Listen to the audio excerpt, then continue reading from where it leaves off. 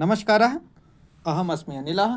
प्रियांशः बालाः वयम् एकादशकक्षायां संस्कृतनिर्झरां पठन्तः स्मः। चत्वारः पाठाः अस्माभिः पठिताः। अद्य वयं पंचमं पाठं पठिष्यामः। प्रिय बच्चों, हम कक्षा 11 में संस्कृत निर्झरा का अध्ययन कर रहे हैं। इससे पूर्व की वीडियो में हमने 4 पाठों को पढ़ा और उनके प्रश्नोत्तरों को भी हल किया। आशा करता हूं कि आपने उन वीडियो को देख लिया होगा और उन पाठों को आप लोग समझ गए होंगे। तो आज हम आगे बढ़ेंगे और आज हमारा जो टॉपिक है, 5वां पाठ है भारतम भारतीयम नमामोऽयम्। भारतीयता को और भारतीयों को हम क्या करते हैं? नमन करते हैं, प्रणाम करते हैं। कहने का अर्थ है भारतम माने भारतीयता, अर्थात जो भारत है, वर्ष है, और भारतीयम भारत में रहने वाले लोगों को क्या करते हैं? हम नमामोऽयम् अर्थात नमस्कार करते हैं। पाठ का परिचय इस प्रकार है। प्रस्तुत गीत साहित्य अकादमी से पुरस्कृत कवि डॉक्टर निरंजन मिश्र प्रणीत गीत वल्लरी नामक पुस्तिका से लिया गया है। इस गीत के माध्यम से कवि भारतवर्ष की प्रकृति, संस्कृति और भारतीयता की वंदना कर रहे हैं। कवि इसमें भारतवर्ष की जो प्रकृति है, संस्कृति है और भारतीयता है, इसका वर्णन यहाँ पर करते हैं। तो श्रृंगुणी छंद में बहुत सुंदर है ये। वैसे मैं आपको दूसरी लय भी बताऊंगा इसकी। तो श्रृंगुणी छंद का जो लक्षण है इस प्रकार है।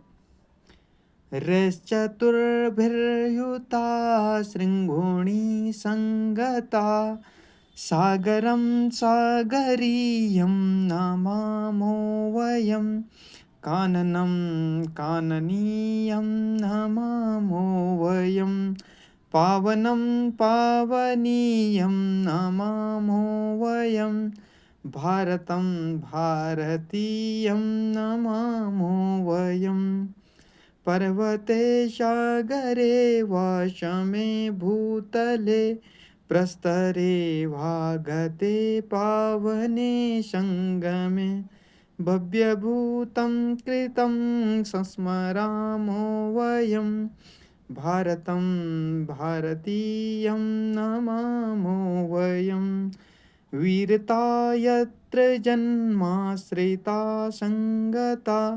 संस्कृतिर्मानवीया कृता वागता दैवसम्मानितं पावनं सत्पदं भारतं भारतीयं नमामो वयं कोकिला काकली माधवी माधुरी पुष्पसम्मानिता यौवना वल्लरी षट्पदानां मिहा मोददं गुञ्जनं भारतं भारतीयं नमामो वयं।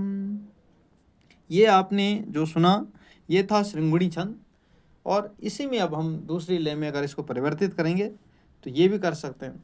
सागरं सागरीयं नमामो वयं काननं काननीयं नमामो वयं पावनं पावनीयं नमामो वयं भारतं भारतीयं नमामो वयं पर्वते सागरे वासमे भूतले प्रस्तरे वागते पावने संगमे भव्यभूतं कृतं संस्मरामो वयं भारतं भारतीयं नमामो वयं। तो इस प्रकार की लय में भी आप इसको गा सकते हैं।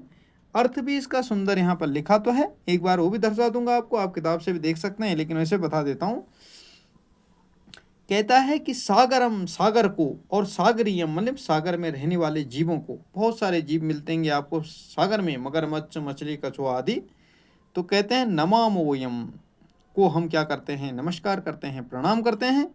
काननम संपूर्ण जंगल को, और काननीयम जंगल में रहने वाले जीव जंतुओं को, जितने भी प्रकार के जानवर हैं, वो शेर, हाथी, हिरण इत्यादि सभी को हम क्या करते हैं, नमन करते हैं, प्रणाम करते हैं।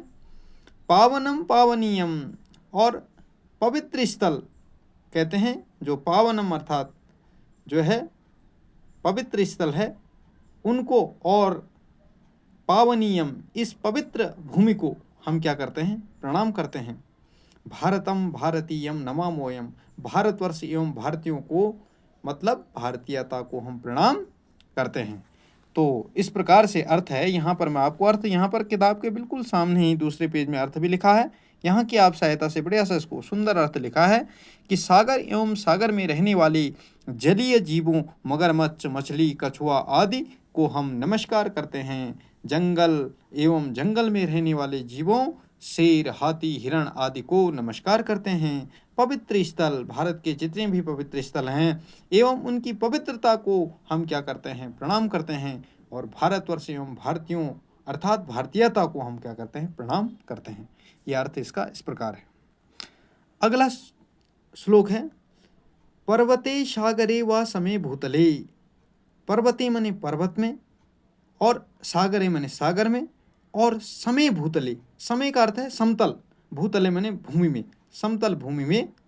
फिर कह रहे हैं प्रस्तरे, प्रस्तरे मने होता है पत्थर या चट्टान में, जिसे हम कहते हैं पत्थर में या चट्टान में। और वागते पावने संगमे, अर्थात पवित्र संगम, दो नदियों का जहाँ मिलन स्थल होता है, जहाँ दो नदियाँ मिलती हैं, तीन नदियाँ मिलती हैं, वो एक संगम स्थल कहलाता है। तो इसलिए कह रहा है कि दो नदियों का मिलन स्थल में। फिर कहता है भव्य भूतम, इस जो क्या है भव्य भूतम, इस भव्य स्वरूप का स्मरण करते हुए, संस्मरामो, स्मरण करते हुए, संस्मरामो का अर्थ है स्मरण करते हुए, और संस्मरामो वयम, अर्थात इनका स्मरण करते हुए क्या करते हैं, भारतम भारतीयम नमामोयम, हम भारत को, भारतवर्ष को और भारतीयों को अर्थात भारतीयता को प्रणाम करते हैं। तो एक बार अर्थ फिर दिखाता हूँ आपको यहाँ पर, इससे भी आप अर्थ की सहायता बिल्कुल लेंगे। कहता है पर्वत में, सागर में, समतल भूमि में, पत्थर चट्टान में, पवित्र संगम जहाँ दो नदियों का मिलन स्थल हो, अर्थात दो नदियों का मिलन स्थल में इस भव्य स्वरूप का स्मरण करते हुए हम भारतवर्ष और भारतीयों अर्थात भारतीयता को प्रणाम करते हैं।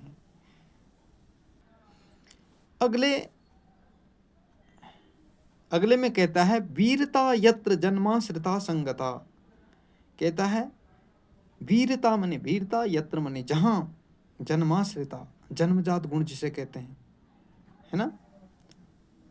और संगता, संगता का अर्थ है साथ में, जिसे हम संगता कहते हैं साथ में। तो कहता है जिस देश में वीरता क्या हो, जन्मजात गुण हो, और संस्कृति मानवीय, संस्कृति ही जिसकी संस्कृति क्या है, मानवीय, कृता वागता, अर्थात वागता का अर्थ यहाँ पूर्वजों के लिए लिया गया।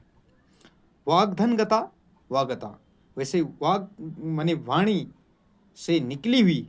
तो जो हमारी संस्कृति है वो निश्चित रूप से हमारे ऋषि मुनियों के और सभी जितने भी हैं, चाहे वो देव हों, ऋषि मुनि हों या हमारे पूर्वज हों, हमारे महापुरुष हों, उनके मुखारविंद से जो वाणी निकली है उसी से तो हमारी संस्कृति बनी है।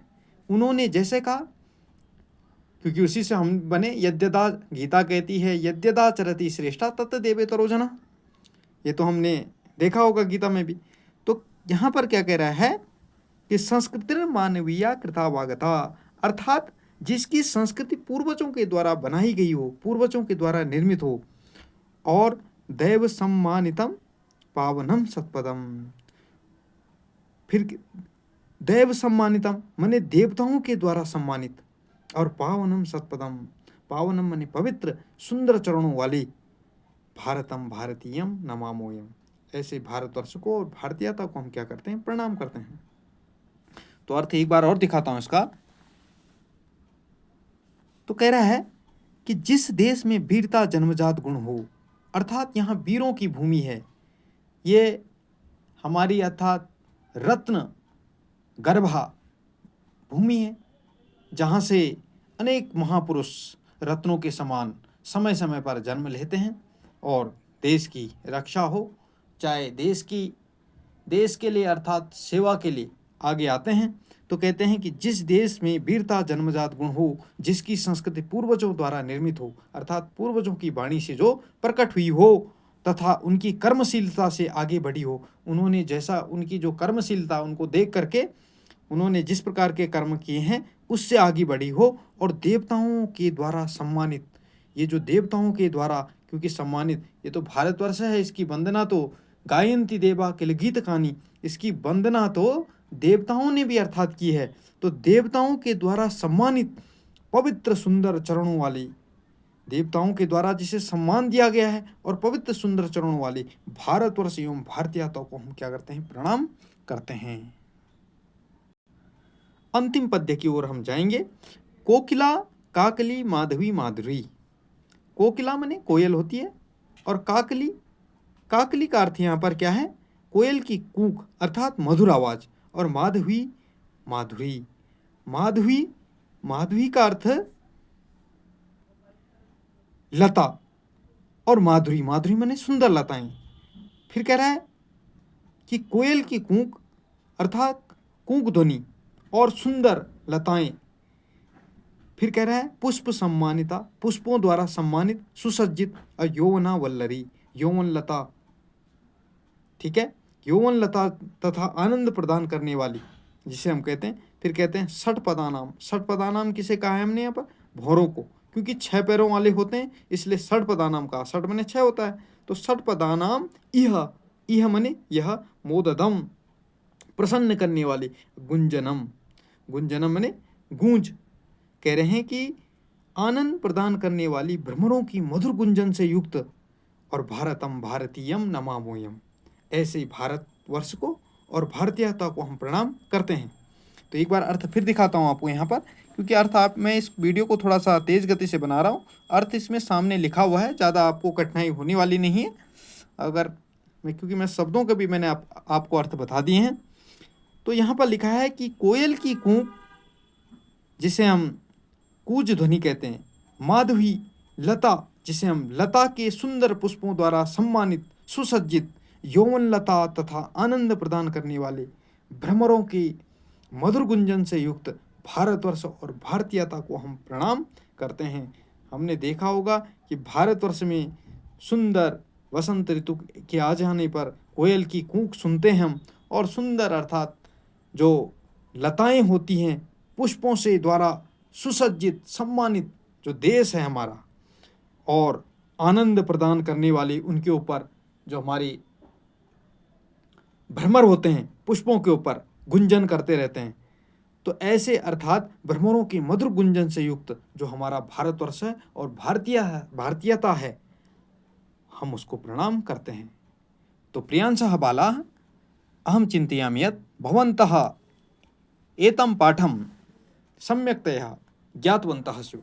प्रिय बच्चों, आशा करता हूँ कि आपने इस पाठ को समझ लिया होगा। इसके 4 पद्य हैं और चारों पद्यों के अर्थ यहाँ पर लिखे हुए हैं, कुछ शब्दार्थ भी लिखे हैं और शब्दों के अर्थ मैंने एक एक शब्द के आपको यहाँ पर अर्थ भी बता दिए हैं और उसका अर्थ भी बता दिया है। आशा करता हूँ कि आपको यह वीडियो पसंद आएगी। अगर वीडियो पसंद आए तो इसे लाइक करें, शेयर करें और कमेंट करके कुछ नया सुझाव दें। यदि आप चैनल पर नए हैं तो चैनल को सब्सक्राइब करना ना भूलें। तो अस्तु, पुनः मिलामः, नमो नमः।